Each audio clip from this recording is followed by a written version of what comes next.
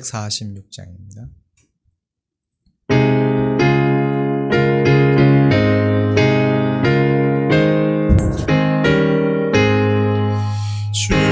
춤성 외에는 참 기쁨 없도다.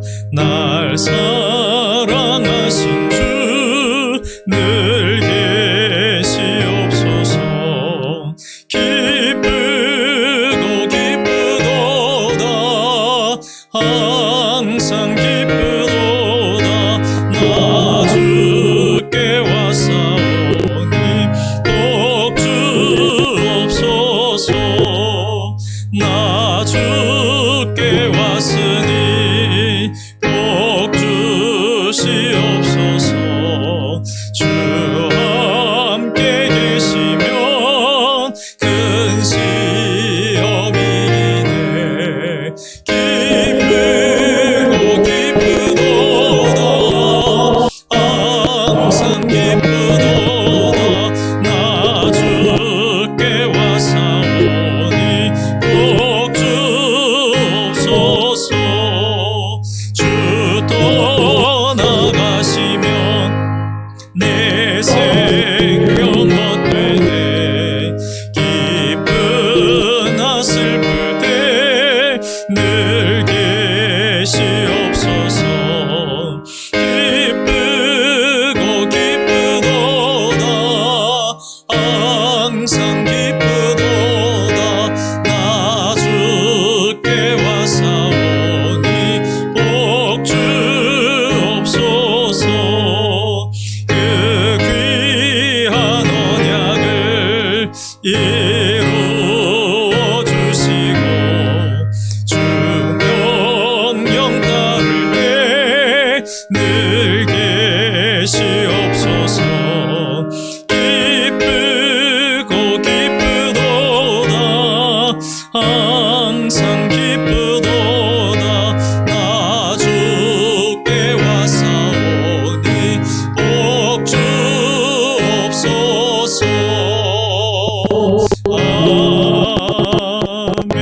아멘. 다 같이 함께 신앙을 해갑니다. 전능하사 천지를 만드신 하나님 아버지를 내가 믿사오며 그 외아들 우리 주 예수 그리스도를 믿사오니 이는 성령으로 잉태하사 동정녀 마리아에게 나시고 본디오 빌라도에게 고난을 받으사 십자가에 못 박혀 죽으시고 장사한 지 사흘 만에 죽은 자 가운데서 다시 살아나시며 하늘에 오르사 전능하신 하나님 우편에 앉아 계시다가 저리로서 산자와 죽은 자를 심판하러 오시리라. 성령을 믿사오며 거룩한 은혜와 성도가 서로 교통하는 것과 죄를 사하여 주시는 것과 몸이 다시 사는 것과 영원히 사는 것을 믿사옵나이다. 아멘. 찬송가 220장 찬양합니다. 찬송가 220장입니다.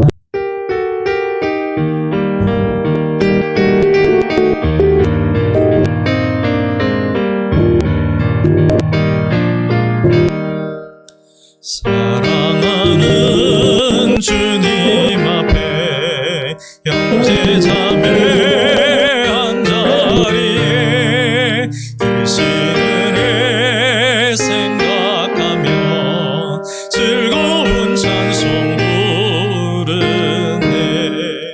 내 주 예수 오늘 받아 모든 사랑 내 몸같이 말란 듯이 위로하고 진심으로 사랑하세.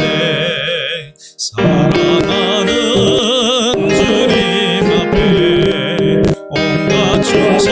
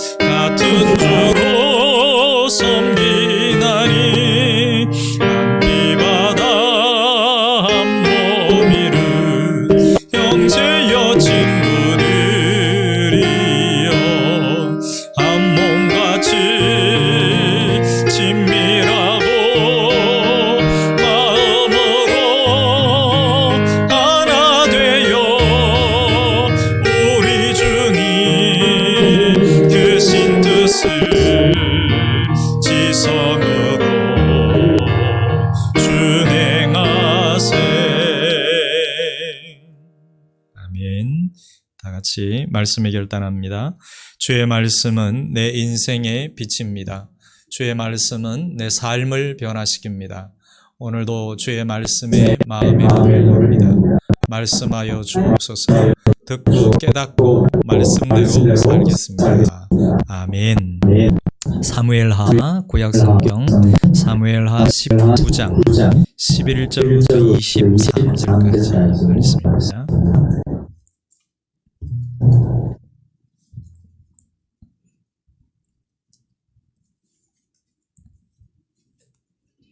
사무엘하 19장 11절부터 23절까지입니다.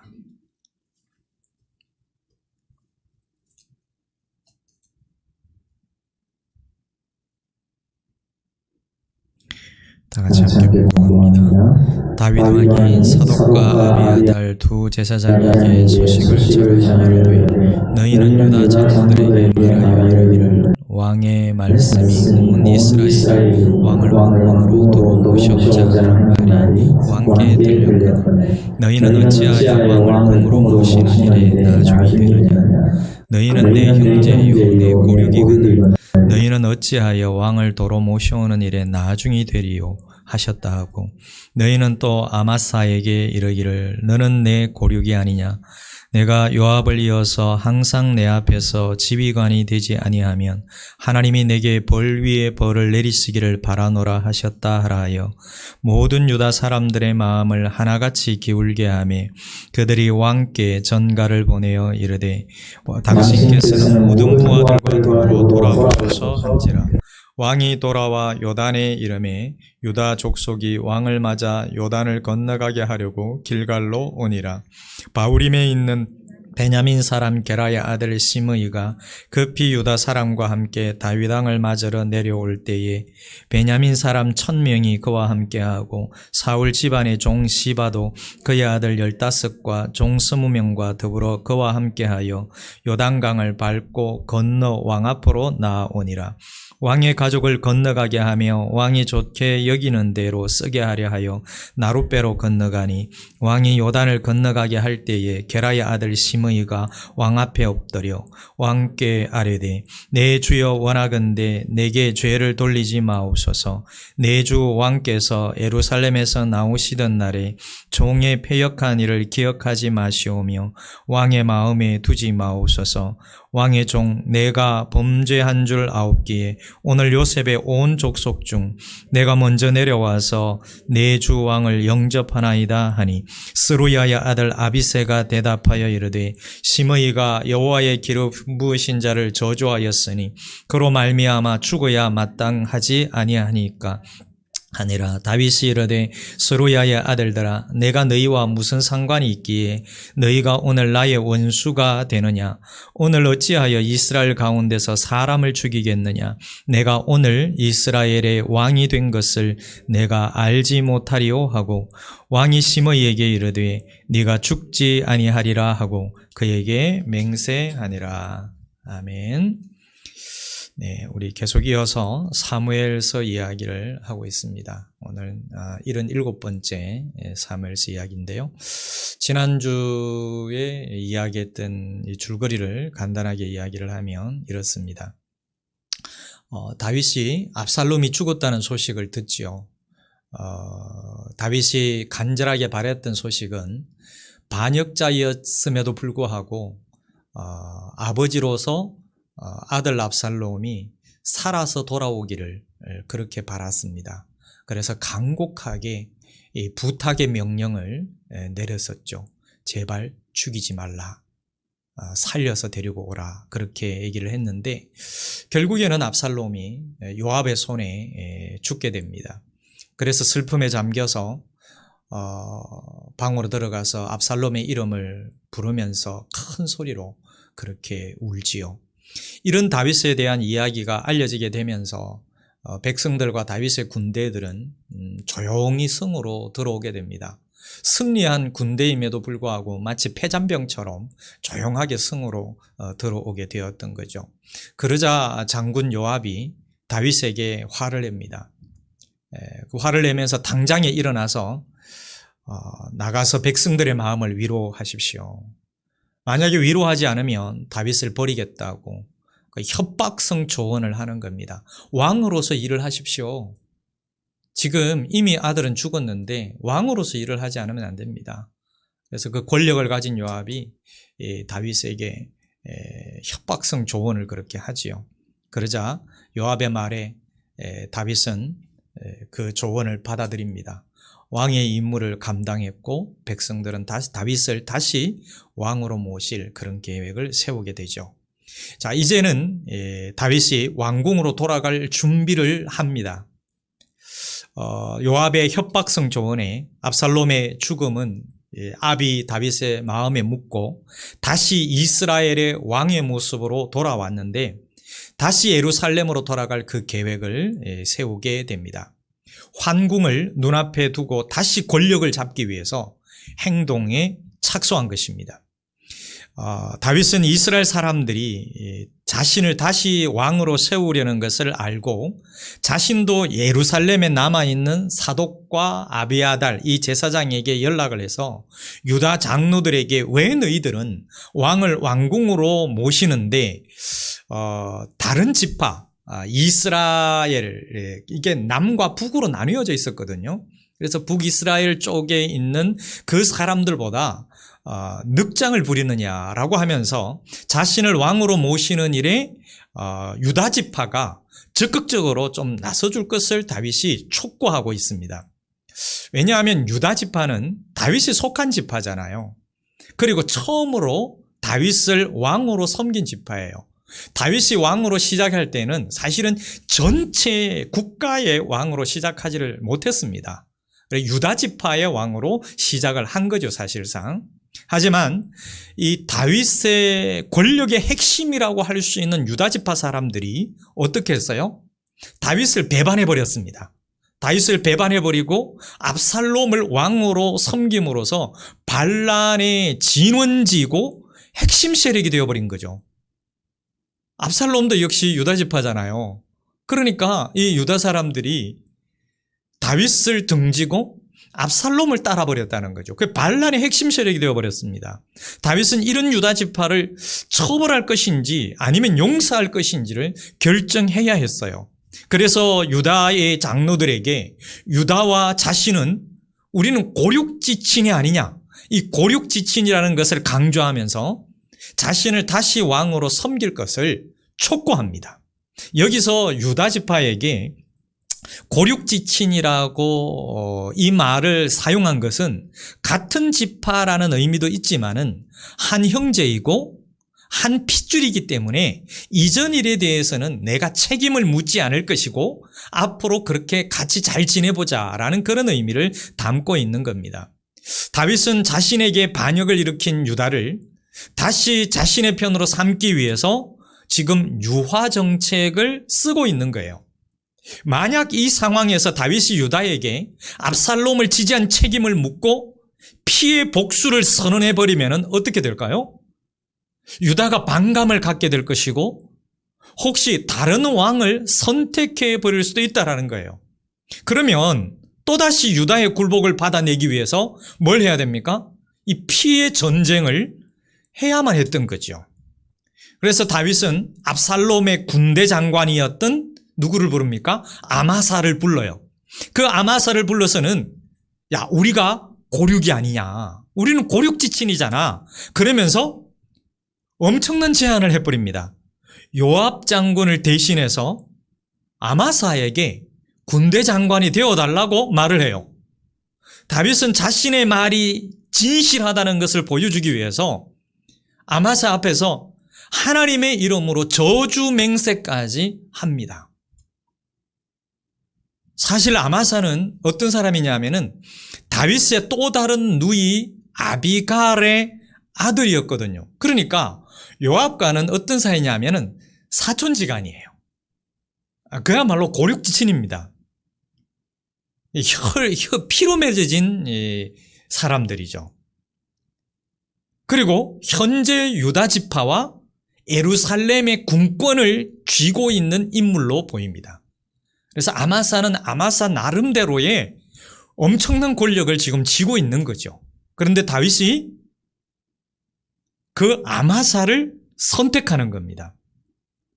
다윗은 유다를 전쟁이 아닌 유화 정책을 통해서 자신의 편으로 만들어야 되기 때문에 유다와 예루살렘의 군권을 쥐고 있는 아마사를 용서하고 자신의 군대 통수권을 넘겨줍니다.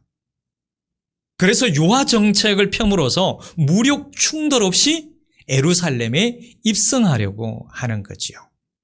이렇게 다윗이 먼저 손을 내밀고 지지를 호소하면서 반란에 가담한 죄를 묻지 않는 그 관용 정책을 펴므로서 유다 사람들은 다시 또 다윗을 지지하게 되었고요. 왕에게 예루살렘으로 돌아와도 좋습니다라는 좋은 소식을 보내게 됩니다. 그래서 다윗은 큰 어려움 없이 다시 유다 사람들의 영접을 받으면서 예루살렘으로 귀환하게 되는 거예요. 여러분 15절에 보면은 다윗이 귀환하기 위해서 요단을 건널 때에 유다 사람들이 어디에 모였다 그랬습니까? 길갈에 모여서 다윗이 다시 돌아오는 것을 환영하고 있어요. 이렇게 다윗은 자신에게 반란을 일으킨 사람들을 용서하고 화해함으로써 이스라엘 내에서 또 다른 피해 숙청을 일으키지 않고 평화롭게 다시 왕으로 복귀했던 겁니다. 여러분, 다윗이 사울에게 쫓겨다니던 중에 갈고 닦았던 것이 있습니다. 그것은 낮아지고 낮아지는 그 겸손함이었죠. 그런데 언제 그 겸손함을 잃어버렸어요? 최고의 권력의 정점에 있을 때에 밧세바를 내려다보던 그 지붕 위에서 다윗은 다 잃어버렸습니다. 그런데 그 잃어버린 것을 압살롬에게 쫓겨다니는 중에 회복했던 겁니다. 그래서 다윗은 결국 누구를 얻고 누구를 배제해버리나요? 아마사를 얻고 요압을 배제해버립니다. 여러분, 다윗의 마음속에 요압이 좋은 사람으로 남겨져 있었습니까? 별로 안 좋게 남겨져 있었어요. 별로 안 좋게, 아주 안 좋게 사실은 남겨져 있었어요. 이 대목에서 볼 때에 다윗은 정치적으로 굉장히 아주 세밀하게 고민을 하고 영적으로는 기도하면서 이 요하 정책을 펼쳐나가는 것 같아요. 그러면서 요압을 신뢰하지 못하는 거죠. 유다 지파와 예루살렘을 끌어들이면서 예루살렘 성에 편안하게 조용하게 무사히 입성하기 위해서 아마사를 끌어들입니다. 군대 통수권을 아마사에게 줘버립니다. 자, 그러면 이 다윗의 결정에 불만을 품을 사람이 누가 있겠습니까? 딱 한 명 있습니다. 누굴까요? 요압이죠. 요압은 기분 나쁩니다. 요압 편에서 볼 때는 정말 기분 나쁜 거죠. 반란군의 대장이었어요. 반란군의 군대 통수권을 쥐고 있었던 사람 아마사를, 그것도 이쪽에서 반란군을 진압하는데 반란군의 수괴를 누가 제거했어요? 요압이 제거했잖아요. 그러면 공신으로 말하면 1등 공신입니다. 그런데 그 1등 공신을 배제해버립니다. 그러니까 요압 입장에서는 이걸 용납할 수 있나요? 용납할 수 없어요. 그래서 나중에 가면은요, 요압이 무슨 짓을 또 저지를까요? 아마사를 죽여버립니다. 이 요압이 정말 엄청나게 무서운 사람이죠. 지금은 일단은 요압은 받아들일 수밖에 없어요. 정치적으로 받아들일 수밖에 없어요. 그리고 요압은 칼을 갑니다. 자, 이제 그리고 그렇게 다윗이 마무리하고 난 다음에 이제 환궁을 하게 됩니다. 환궁을 할 때 요단을 건너는데 이제 누가 또 등장을 하느냐면 시므이라는 사람이 등장을 해요. 이 시므이는 어떤 사람이에요? 다윗을 저주했던 사람이에요. 그런데 이 시므이가 황궁하는 다윗을 급하게 맞이하면서 막 쫓아 나옵니다. 그래서 반복적으로 다윗을 향해서 내 주 왕이라고 높여줍니다. 얼마 전까지만 해도요, 사악한 자여 가거라라고 저주했던 그 시므이가 누군가를 비난하고 정죄하던 그 입으로 예배를 드리는 격이에요. 그런데 여러분, 다윗은 이 시므이를 용서합니다. 한 입에서 찬송과 저주가 나온다면 사람들은 무엇보다 그 찬송을 믿지 않겠죠.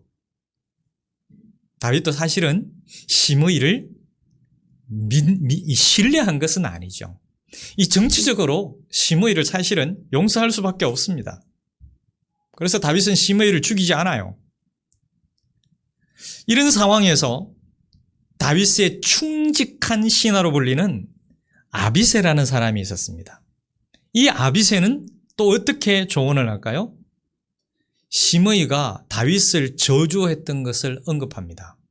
그래서 이 시므이를 왕이여 죽여야 합니다 라고 주장을 합니다.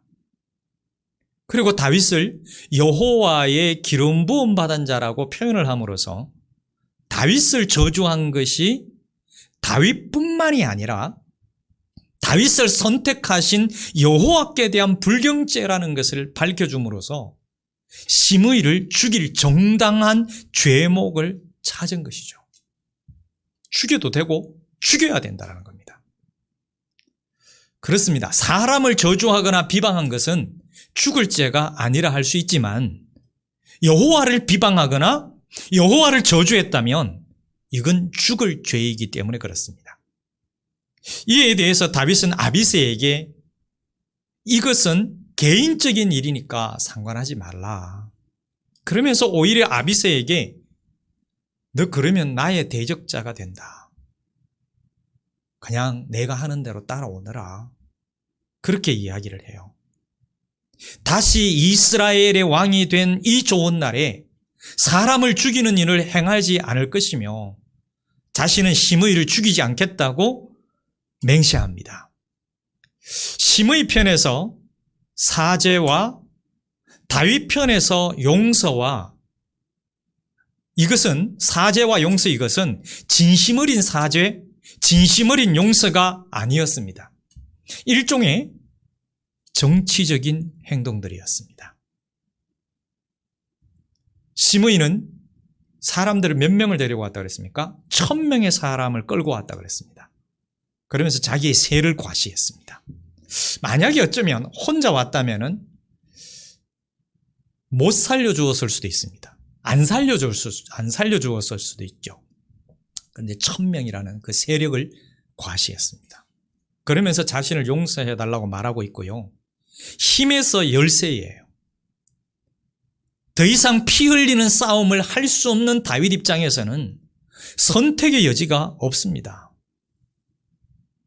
만약에 또 그 자리에서 시므이를 제거한다면 또 다른 피의 결투를 불러와야 될지도 몰랐던 겁니다. 여러분, 이렇게 힘으로 사죄와 화해를 하는 것은 진정한 사죄도 아니고 진정한 화해도 아닙니다. 이거는 또 하나의 폭력이라고 할 수 있지요. 그래서 어떤 의미에서는 다윗이 또 다시 한 번 더 시므이에게 저주를 받은 건 아니지만 시므이의 그 세력 앞에 어쩔 수 없이 용서해야 되는 폭력을 당한 것이라고 말할 수도 있다라는 것입니다. 여러분, 우리는 우리 성도들 사이에서도 정말 진실한 마음으로 서로를 대해야 된다는 것을 저는 오늘 이 말씀 이 대목에서 생각하게 되었습니다. 성도 한 사람 한 사람을 아무렇게나 대하는 것은 죽을 죄가 아니겠지요. 그러나 정말 하나님의 형상으로 지음받은 사람이라면은 그 한 분 한 분에게는 하나님 앞에서 진실하게 사랑하고 진실하게 대해야 된다는 것이죠. 사랑을 하고 위로를 하되 진실하게 사랑하고 진실하게 위로하고 격려하고 세워줘야 하는 것이 우리 서로가 서로를 대하는 자세가 되어야 되지 않을까. 여호와께 기름 부음 받은 자. 여러분, 오늘 우리 모두는 성령을 모시고 살아가는 성령의 전입니다. 우리 모두는 거룩한 교회입니다. 그러니 서로가 서로에게 대할 때에, 서로를 대할 때에 거룩한 교회로 정말 잘 대해야 되지 않을까요? 우리가 그 마음과 자세를 마음에 품고 대해야 될 줄 압니다. 결코 우리는 어떤 정치적인 관계도 아니고 우린 사회적인 관계도 아닙니다. 예수 그리스도의 피로 맺어진 가족의 관계라는 것이죠. 그래서 한 분 한 분을 대할 때, 서로를 대할 때 정말 진심으로 대해야 된다는 겁니다. 여러분, 다윗은 이 정치적인 이유 때문에 그 세력 앞에, 또 다른 폭력 앞에서 어쩔 수 없이 용서하지만 다윗에게는 이것이 모욕이었습니다. 아비새가 죽여야 된다라고 말했지만 아비새를 향하여 나의 대적이 되지 말라, 나의 원수가 되지 말라라고 하면서 어쩔 수 없이 용서했던 것을 다윗은 가슴에 모욕으로 담고 있었습니다. 다윗은 이때 당한 모욕을 잊지 못합니다. 그래서 다윗은 후에 솔로몬에게 심의에 대해서 이야기하기를 이 심의 편히 죽게 하지 말라라고 유언까지 합니다. 요압에 대해서 그렇게 유언을 하잖아요. 그리고 심의에 대해서 유언합니다. 여러분, 이것을 보면은 다윗은 심의에게 당한 모욕을 용서하지 못한 것이죠.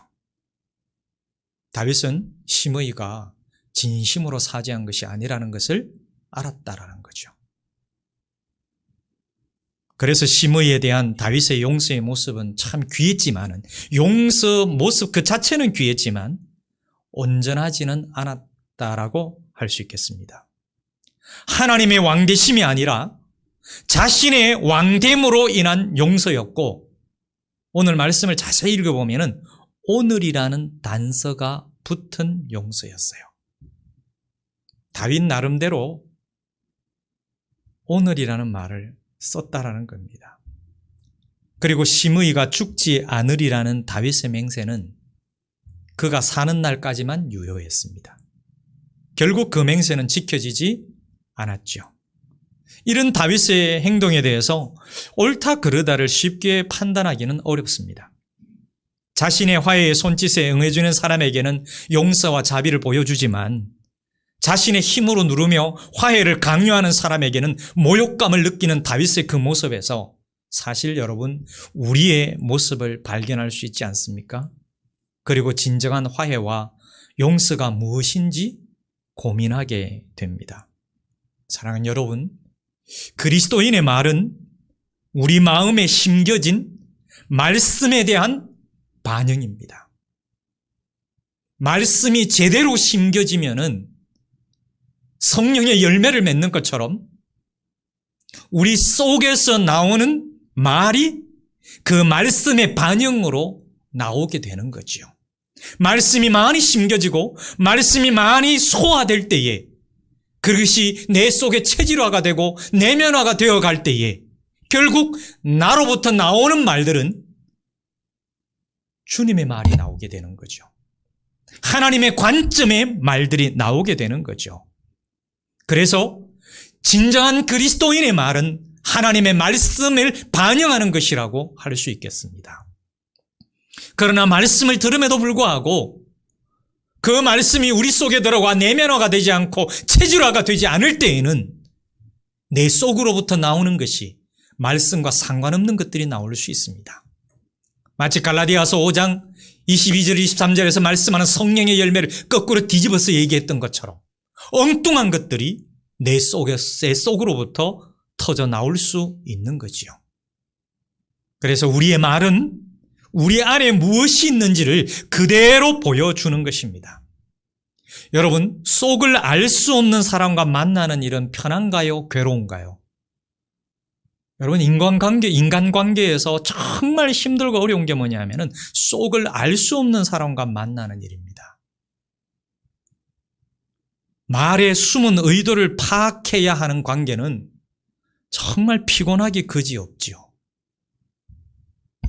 그냥 있는 그대로 이야기하고 있는 그대로 들을 수 있는 관계라면, 그런 대화라면 오히려 힘든 말이라 할지라도 결국에는 편해질 수 있는 그런 말이 될 것입니다. 여러분, 맹세하지 말라고 하신 주님의 말씀은 어떤 의미일까요?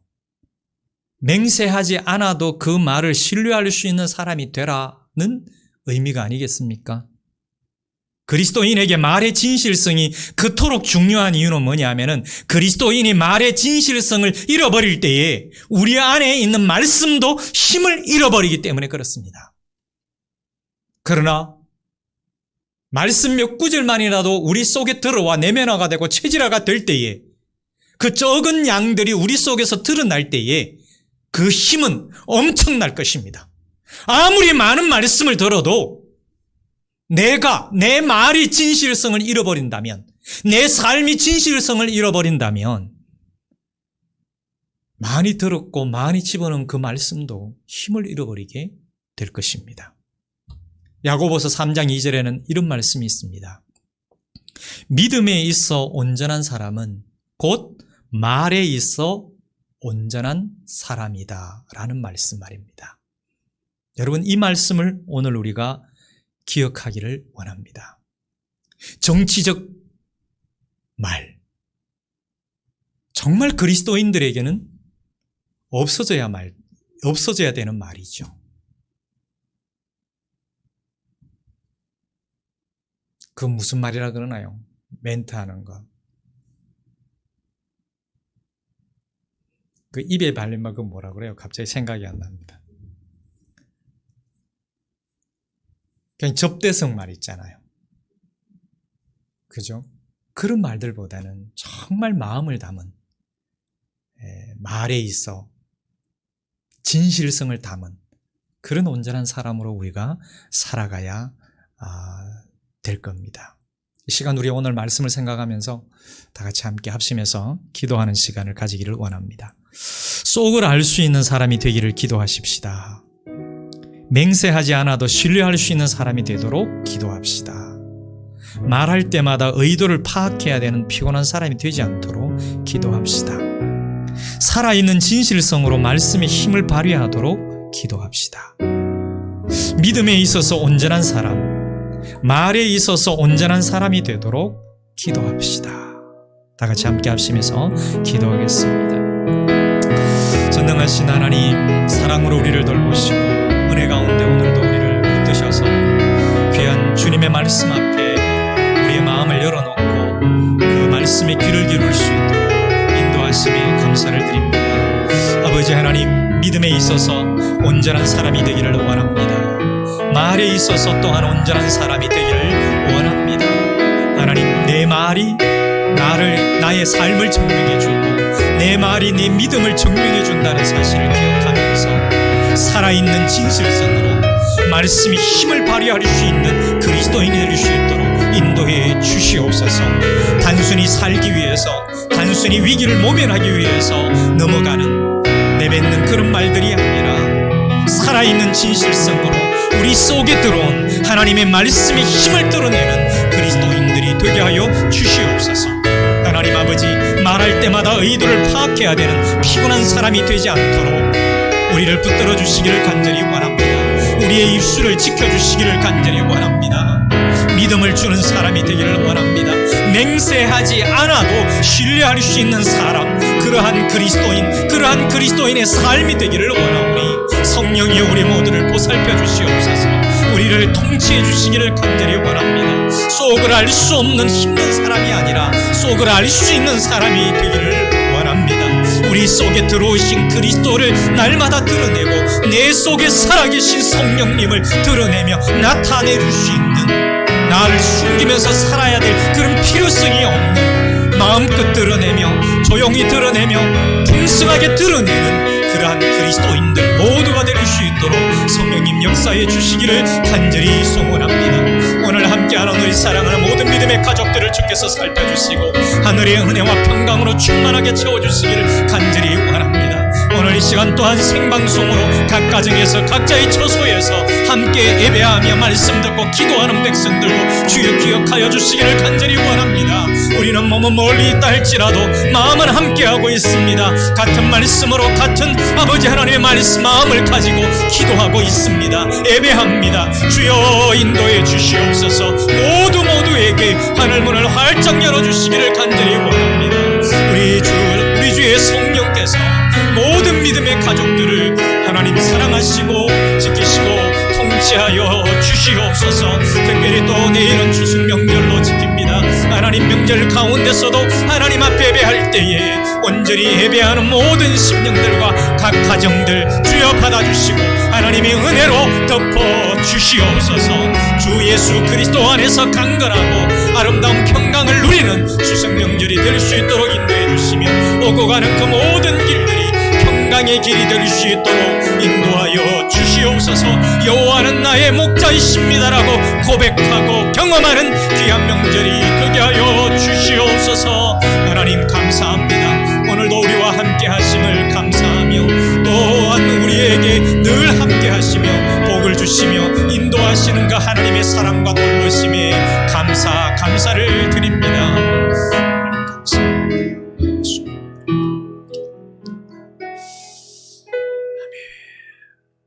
축도하겠습니다. 이제는 우리 구주 예수 그리스도의 은혜와 우리 아버지 하나님 사랑하심과 성령 하나님 지금 오셔서 충만하시고 감동, 감화, 위로, 교통, 치료, 역사하심이 사랑하는 우리 모든 믿음의 가족들 머리 위에 이제로부터 영원토록 항상 함께 있을지어다. 아멘.